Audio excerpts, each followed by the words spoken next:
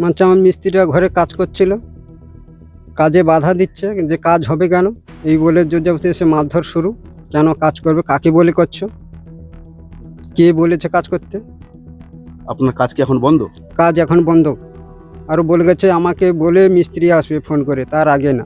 শুভেন্দু অধিকারীর পায়ের তলা থেকে মাটি সরে গেছে, তাই তার অনুগামী এবং ঘনিষ্ঠ নেতাদের দিয়ে এলাকাকে অশান্ত করবার চেষ্টা করছে এবং সাধারণ মানুষের উপরে যেভাবে আক্রমণ শানিয়েছে তা নিন্দাজনক, লজ্জাকর এবং নন্দীগ্রামের কৃষ্টি সংস্কৃতির পরিপন্থী যা নয়।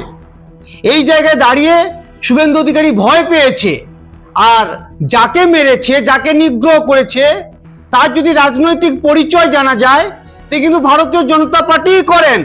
সুতরাং যারা আজকে বিজেপি করছেন, আপনারা সাবধান হয়ে যান, আপনারা বিজেপির হাতেই নিগৃহীত হবেন।